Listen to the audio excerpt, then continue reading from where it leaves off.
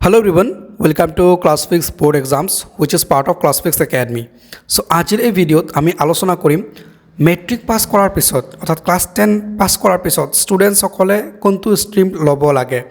Arts ল'ব লাগে নে সায়েন্স ল'ব লাগে নে কমাৰ্চ ল'ব লাগে, কোনটো ষ্ট্ৰীম কোন ষ্টুডেণ্টৰ কাৰণে সুইটেবল হয় গোটেইখিনি আমি ডিটেইলছত ডিছকাশ্যন কৰিম। আৰু বেসিক্যালি আমি ইয়াতে তিনিটা পইণ্টত ডিছকাশ্যন কৰিম। এটা হৈছে ষ্টুডেণ্ট পইণ্ট অফ ভিউ, মানে ষ্টুডেণ্টে কোনকেইটা ফেক্টৰ্ছৰ ওপৰত গুৰুত্ব দিব লাগে ষ্ট্ৰীম চুজ কৰাৰ ক্ষেত্ৰত, পেৰেণ্টছে কোনখিনি কথাৰ ওপৰত গুৰুত্ব দিব লাগে, আৰু নেক্সট ফিউচাৰ স্কোপ কি, আৰ্টছৰ ফিউচাৰ স্কোপ কি, সায়েন্সৰ ফিউচাৰ স্কোপ কি আৰু কমাৰ্চৰ ফিউচাৰ স্কোপ কি, সেই তিনিটাৰ বিষয়ে আমি ডিটেইলছত ডিছকাছ কৰিম। চ' ডেফিনেটলি ভিডিঅ'টো বহুত বেছি ইম্পৰ্টেণ্ট হ'ব। ভিডিঅ'টো প্ৰথমৰ পৰা শেষলৈকে চাব লাগে আৰু ভিডিঅ'টো মেক্সিমাম ষ্টুডেণ্টছলৈকে শ্বেয়াৰ কৰি দিব লাগে, নিজৰ ফ্ৰেণ্ড চাৰ্কুলৰ মাজত শ্বেয়াৰ কৰিব লাগে। আৰু যদি আপুনি অভিভাৱক হিচাপে ভিডিঅ'টো চাই আছে তেন্তে ডেফিনেটলি ভিডিঅ'টো নিজৰ মানে ষ্টুডেণ্টছলৈকে শ্বেয়াৰ কৰি দিব লাগে, নিজৰ চিলড্ৰেনলৈকে শ্বেয়াৰ কৰি দিব লাগে যাতে তেওঁলোকৰ ডাউটখিনি ক্লিয়াৰ হৈ যায়। তো যিকি নহওক আমি ভিডিঅ'টো আৰম্ভ কৰিছোঁ আৰু তাৰ পূৰ্বে আপোনালোকক জনাইছোঁ যে ক্লাছফিক্স ব'ৰ্ড এক্সাম ইউটিউব চেনেলত আপোনালোকে হায়াৰ ছেকেণ্ডেৰী ছেকেণ্ড ইয়াৰৰ আৰ্টছ ছায়েন্স আৰু কমাৰ্চ তিনিটা ষ্ট্ৰীমৰে ক্লাছ খুব ধুনীয়াকৈ পাব ফ্ৰী অফ কষ্ট। চ' চেনেলটো ছাবস্ক্ৰাইব কৰি বেল আইকন প্ৰেছ কৰি ৰাখিব লাগে, আৰু যদি অলৰেডি ছাবস্ক্ৰাইব কৰিছে তাৰ বাবে অসংখ্য ধন্যবাদ। আৰু ডেডিকেটেড প্ৰিপাৰেশ্যন চলাবলৈ আমাৰ যিটো এপ আছে ক্লাছফিক্স একাডেমি, লিংক ডেছক্ৰিপশ্যনত আছে, এপটো ইনষ্টল কৰি ল'ব লাগে, তাতে বেটছ পাব। চ' বেটছ জইন কৰি খুব ধুনীয়াকৈ আমাৰ আৰ্টছ ছায়েন্স আৰু কমাৰ্চ তিনিটা ষ্ট্ৰীমৰে ক্লাছেছবিলাক আপোনালোকে পাব। তো যি কি নহওক আমি আগবাঢ়িছোঁ ভিডিঅ'ৰ মূল টপিকলৈকে, যিটো খুব ইম্পৰ্টেণ্ট হয় আপোনালোকৰ কাৰণে। আপোনালোকে মেট্ৰিক পাছ কৰাৰ পিছত বা ষ্টুডেণ্টছ এজন মেট্ৰিক পাছ কৰাৰ পিছত আৰ্টছ ল'ব নে ছায়েন্স ল'ব নে কমাৰ্চ ল'ব, ভেৰি ভেৰি ইম্পৰ্টেণ্ট এটা ডিচিশ্যন ল'ব লাগে লাইফত। চ'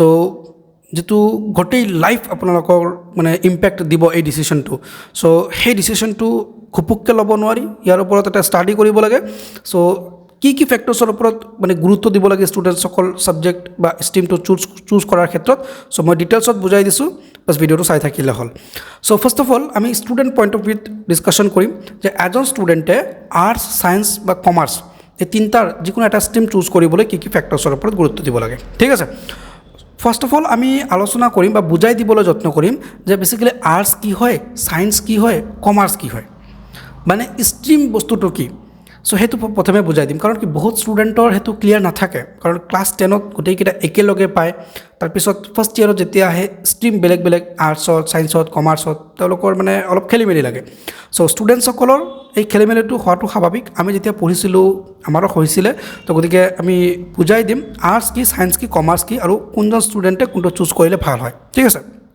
অলৰাইট। চ' এতিয়া ফাৰ্ষ্ট অফ অল আমি ডিছকাছ কৰিছোঁ আৰ্টছ। চ' আৰ্টছ বুলি ক'লে ষ্টুডেণ্টসকলে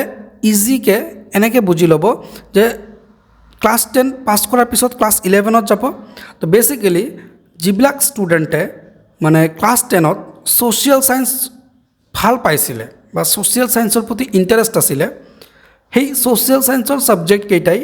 আৰ্টছ ষ্ট্ৰীমত পঢ়িব লাগিব। মানে তাতে হিষ্ট্ৰী পঢ়িব লাগিব, জিঅ'গ্ৰাফী পঢ়িব লাগিব, তাতে ইকনমিক্স পঢ়িব লাগিব, তাতে পলিটিকেল ছায়েন্স পঢ়িব লাগিব। তো বেচিকেলি আৰ্টছ বুলি ক'লে ছ'চিয়েল ছায়েন্সৰ যিটো কিতাপ আছিলে সেইটোৱে আৰু ডিটেইলছত পঢ়িব লাগিব। ঠিক আছে, আৰু ছায়েন্স বুলি ক'লে ক্লাছ 10 বা ক্লাছ 9ৰ যি বিজ্ঞানৰ কিতাপ আছিলে, যে বিজ্ঞানত যিবিলাক বিষয় আছিলে সেই বিষয়বিলাক আৰু ডিটেইলছত পঢ়িব লাগিব, তাৰ লগতে গণিত পঢ়িব লাগিব। ঠিক আছে, সেইটো হৈছে ছায়েন্স ষ্ট্ৰীম। আৰু কমাৰ্চ বুলি ক'লে যে ষ্টুডেণ্টসকলে অৰ্থবিজ্ঞান মানে সমাজ বিজ্ঞানৰ যি অৰ্থবিজ্ঞান চেপ্টাৰটো পাইছিলে, চ' অৰ্থবিজ্ঞানটো ডিটেইলছত পঢ়িব লাগিব, তাৰ লগতে গণিত পঢ়িব লাগিব। চ' এতিয়া ষ্টুডেণ্টসকলে ডিচাইড কৰিব পাৰিছে যে কোনটো ষ্ট্ৰীম তেওঁলোকৰ কাৰণে ভাল হয়। যদি সমাজ বিজ্ঞানৰ ছাবজেক্ট বা অসমীয়া মাতৃভাষা বা ইংৰাজীৰ প্ৰতি যদি ইণ্টাৰেষ্ট আছে তেনে ক্ষেত্ৰত আৰ্টছ ল'ব লাগে। তাৰপিছত যদি বিজ্ঞান, গণিত, ছায়েন্স এণ্ড টেকন'লজিৰ প্ৰতি ইণ্টাৰেষ্ট আছে তেতিয়াহ'লে ছায়েন্স ল'ব লাগে ষ্ট্ৰীম। আৰু যদি টকা পইচা বা অৰ্থবিজ্ঞান বা গণিত সম্পৰ্কে যদি ইণ্টাৰেষ্ট আছে তেতিয়াহ'লে কমাৰ্চ ল'ব লাগে। চ' ক্লিয়াৰ হৈ গ'ল। এতিয়া ষ্টুডেণ্টসকলে ষ্ট্ৰীম চুজ কৰাৰ ক্ষেত্ৰত কেইটামান ভুল কৰে। চ' সেই ভুলকেইটা কি মই বুজাই দিছোঁ। ষ্টুডেণ্টসকলে এই ভুলকেইটা কেতিয়াও কৰিব নালাগে, আদাৰৱাইজ গোটেই জীৱন কিন্তু মানে পস্তাই থাকিব লাগিব। ঠিক আছে, চ' প্ৰথম ভুলটো হৈছে যে ষ্টুডেণ্টসকলে ফ্ৰেণ্ডছৰ লগত নিজৰ ষ্ট্ৰীমটো চুজ কৰে। প্ৰথমে তেওঁলোকে কি কৰে যে ছাপ'জ 5জনৰ এটা গ্ৰুপ আছে, 5জনৰ 4জনে যদি আৰ্টছ লৈছে, 5 নম্বৰ মানে ষ্টুডেণ্টজন যদি ছায়েন্সত ইণ্টাৰেষ্ট থাকে তথাপি তেওঁ বাকী 4জনে আৰ্টছ লৈছে ময়ো আৰ্টছ লওঁ একেটা স্কুলতে যাম একেটা কলেজতে যাম একেলগে পঢ়িম চ' এনেকুৱা এটা মাইণ্ডছেট হয় চ' এই ভুলটো কৰিব নালাগে মোৰ ফ্ৰেণ্ড চাৰ্কুলত কোনে কি পঢ়িছে কাৰ কি ইণ্টাৰেষ্ট আছে সেইটো বেলেগ মোৰ কি ইণ্টাৰেষ্ট আছে সেইটোৰ ওপৰত গুৰুত্ব দিব লাগে মোৰ যদি ইণ্টাৰেষ্ট লিটাৰেচাৰ অৰ্থাৎ মানে অসমীয়া ইংৰাজী বা সমাজ বিজ্ঞানত ইণ্টাৰেষ্ট আছে তেতিয়াহ'লে মই আৰ্টছ ল'ম যদি বিজ্ঞান আৰু গণিতৰ প্ৰতি ইণ্টাৰেষ্ট আছে মই ছায়েন্স ল'ম যদি অৰ্থ বিজ্ঞানৰ প্ৰতি ইণ্টাৰেষ্ট আছে গণিতৰ প্ৰতি ইণ্টাৰেষ্ট আছে তেতিয়াহ'লে মই কমাৰ্চ ল'ম ক্লিয়াৰ অ'কে তাৰপিছত ষ্টুডেণ্টসকলে ভুল কৰে কি যে যোনটো ছাবজেক্টত তেওঁ হায়েষ্ট মাৰ্ক পায় বা মাৰ্ক বেছি পায় সেইটো মানে ষ্ট্ৰীম হিচাপে লয় এতিয়া সমাজ বিজ্ঞানত মাৰ্ক বেছি পাইছে তেওঁ ভাবিছে যে মই আৰ্টছ ল'ম এতিয়া বিজ্ঞানত মাৰ্ক বেছি পাইছে তেওঁ ভাবিছে যে মই ছায়েন্স ষ্ট্ৰীমত ল'ম একজেক্টলি তেনেকুৱা নহয় মাৰ্কছে ষ্ট্ৰীম চুজ নকৰে ইণ্টাৰেষ্টে ষ্ট্ৰীম চুজ কৰে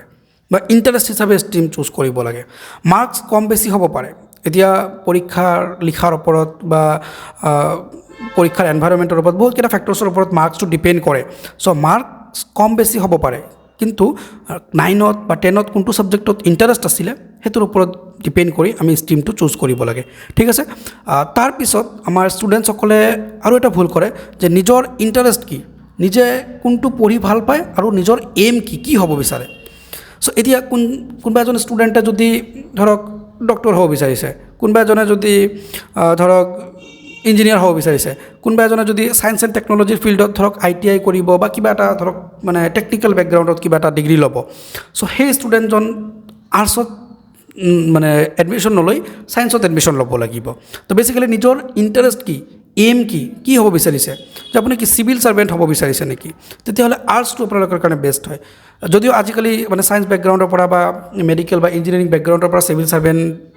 মানে চিভিল ছাৰ্ভিচেছ পৰীক্ষাত বেছি চিলেক্ট হয় চ' সেইটো বাৰু বেলেগ কথা কিন্তু মানে সেই ফিল্ডত গ'লে বা সেইটো ষ্ট্ৰীম লৈ পঢ়িলে অলপ হ'লেও হেল্প হ'ব ঠিক আছে তাৰপিছত যদি কোনোবা ষ্টুডেণ্ট মানে বেংকিং ছেক্টৰত যাব বিচাৰিছে যে বেংকত কাম কৰিব বা ফাইনেন্স লৈ কাম কৰিব চ' তেনেকুৱা ষ্টুডেণ্টছবিলাকে কমাৰ্চত পঢ়িব লাগে CA হ'ব কমাৰ্চ লৈ পঢ়িব লাগে চ' এনেকুৱা তো বেচিকেলি নিজৰ ইণ্টাৰেষ্ট কি হয় নিজৰ এইম কি হয় সেইটো আকৌ থিৰাং কৰি ল'ব লাগে আৰু ডেফিনেটলি সেই হিচাপে ষ্ট্ৰীমটো চুজ কৰিব লাগে চ' মানে ষ্টুডেণ্টছবিলাকে যদি তোমালোকে নিজে থিৰাং কৰিব পৰা নাই যে কোনটো ষ্ট্ৰীম ল'ম তো ডেফিনেটলি কাউন্সিলিঙৰ বাবে তোমালোকে আমাক ফোন কৰিব পাৰা আমাৰ নম্বৰটো হৈছে 7099736363 মই বা মোৰ টীমে ৰেছপণ্ড কৰিব ডেফিনেটলি চ' তোমালোকক কাউন্সিলিং কৰিব আৰু খুব ধুনীয়াকৈ গোটেইখিনি বুজাই দিব যে কোনটো ষ্ট্ৰীম তোমালোকৰ কাৰণে ভাল হয় আৰু ডেফিনেটলি তোমালোকে আৰু ফাৰ্দাৰ গাইড পাবা আমাৰ পৰা চ' টেনশ্যন ল'ব নালাগে প্ৰেছাৰ ল'ব নালাগে তোমালোকে ডেফিনেটলি মানে ৰিলেক্সত গোটেইখিনি তোমালোকে মানে পাই যাবা আৰু তো যি কি নহওক এতিয়া আমি বুজিলোঁ আৰ্টছ কি হয় ছায়েন্স কি হয় ষ্টুডেণ্ট পইণ্ট অফ ভিউ তোমালোকে কি ভুল কৰিব নালাগে সেইখিনি কথা আমি ডিছকাশ্যন কৰিলোঁ এতিয়া পেৰেণ্ট পইণ্ট অফ ভিউৰ পৰা আমি আলোচনা কৰিম যে পেৰেণ্টছে বেচিকেলি আমাৰ কি কৰিব লাগে যে ষ্ট্ৰীম চুজৰ ক্ষেত্ৰত পেৰেণ্টছৰো কিন্তু এটা নিজৰ মতামত থাকে যে নহয় তই ছায়েন্সত ল'বি নহয় তই আৰ্টছত ল'বি নহয় তই কমাৰ্চতে যাব লাগিব চ' তেনেকুৱা এটা নিজৰ পইণ্ট অফ ভিউ থাকে তো বেচিকেলি মানে পেৰেণ্টছবিলাকে সেই নিজৰ যিটো পইণ্ট অফ ভিউ সেইটো বেছি জোৰ দিব নালাগে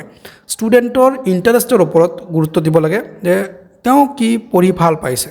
বেচিকেলি এইটো ক্লাছ 9ৰ পৰাই অবজাৰ্ভ কৰিব লাগে পেৰেণ্টছে যে কোনটো ছাবজেক্ট পঢ়ি ভাল পাই আছে কোনটো ছাবজেক্টত তেওঁ টাইম বেছি দি আছে কোনটো ছাবজেক্ট তেওঁ মানে নিজৰ মানে ইণ্টাৰেষ্ট আছে তেওঁৰ চ' সেইটো অবজাৰ্ভ কৰি থাকিব লাগে আৰু সেই হিচাপে মানে ষ্ট্ৰীমটো চুজ কৰিব দিব লাগে তো বেচিকেলি পেৰেণ্টছসকলে কি কৰে নিজৰ এটা মানে মাইণ্ডছেট থাকে যে মই ছায়েন্সত পঢ়িছোঁ গতিকে মোৰ ষ্টুডেণ্ট মোৰ চিলড্ৰেন ছায়েন্সতে পঢ়িব বা মোৰ ছায়েন্স ষ্ট্ৰীমটো ভাল লাগে গতিকে তুমি ছায়েন্সতে পঢ়া ছায়েন্সটো ভাল বা অমুকৰ ল'ৰাই ছায়েন্সত পঢ়ি আছে গতিকে তুমিও ছায়েন্সত পঢ়া চ' এনেকুৱা এটা মানে কনচেপ্ট থাকে অ'কে চ' অলৰাইট এতিয়া আমি ডিছকাছ কৰিম ফিউচাৰ স্ক'প সম্পৰ্কে যে কোনটোত ফিউচাৰ স্ক'প কেনেকুৱা মানে আৰ্টছৰ ফিউচাৰ ভাল নে ছায়েন্সৰ ফিউচাৰ ভাল নে কমাৰ্চৰ ফিউচাৰ ভাল চ' কোনটো ষ্ট্ৰীম পঢ়িলে আপোনালোকে সোনকালে জব পাব বা প্ৰফেশ্যনেল কেৰিয়াৰত আপোনালোকে খুব বেছি গ্ৰ' কৰিব পাৰিব চ' ডেফিনেটলি আৰ্টছ ছায়েন্স আৰু কমাৰ্চ তিনিটাতে ফিউচাৰ স্ক'প বহুত ভাল চ' মানে কোনোবা এটা ভাল কোনোবা এটা বেয়া এনেকুৱা কথা নাই আৰ্টছত পঢ়িও এজন IAS অফিচাৰ হ'ব পাৰে IPS অফিচাৰ হ'ব পাৰে ছায়েন্সত পঢ়িও হ'ব পাৰে ছায়েন্সত পঢ়ি ডক্টৰ হ'ব পাৰে ইঞ্জিনিয়াৰ হ'ব পাৰে কমাৰ্চত পঢ়ি বেংকিং ছেক্টৰত কাম কৰিব পাৰে CA হ'ব পাৰে এডভোকেট হ'ব পাৰে চ' বহুতখিনি আমাৰ ফিউচাৰ স্ক'প থাকে ফাইনেন্সৰ কাম কৰিব পাৰে কমাৰ্চ বেকগ্ৰাউণ্ডত চ' তিনিটাৰে ভাল স্ক'প চ' আৰ্টছ ছায়েন্স আৰু কমাৰ্চৰ মানে তেনেকুৱা কোনো স্পেচিফিক নাই যে আৰ্টছত পঢ়িলে ফিউচাৰ স্ক'প বেয়া ছায়েন্সত পঢ়িলে ফিউচাৰ স্ক'প ভাল বা কমাৰ্চত পঢ়িলে তাতকৈ বেছি ভাল চ' এনেকুৱা কোনো কথা নাই আপুনি যদি ভালকৈ পঢ়ে বা এজন ষ্টুডেণ্টে যদি ভালকৈ পঢ়ে তেতিয়াহ'লে যিকোনো ষ্ট্ৰীমতে তেওঁ বেষ্ট মানে তেওঁৰ ফিউচাৰ হ'ব বা বহুত ব্ৰাইট ফিউচাৰ হ'ব তো এতিয়া কথাটো হ'ল যে পঢ়িব লাগিব ভালকৈ আৰু নিজৰ যিটো মানে পটেনচিয়েল আছে নিজৰ যিটো স্কিল আছে সেইটো ডেভেলপ কৰিব লাগিব ঠিক আছে চ' তিনিটা ষ্ট্ৰীমৰে ফিউচাৰ স্ক'প বহুত ভাল চ' যিকোনো এটা ষ্ট্ৰীম লৈ আপুনি খুব ধুনীয়াকৈ পঢ়িব পাৰে আৰু ফাৰ্ষ্ট অফ অল নিজৰ ইণ্টাৰেষ্টটো চাব লাগিব যে কোনটো ষ্ট্ৰীমত পঢ়ি নিজে কমফৰ্টেবল থাকিব বা নিজে পঢ়ি ভাল পাব সেইটো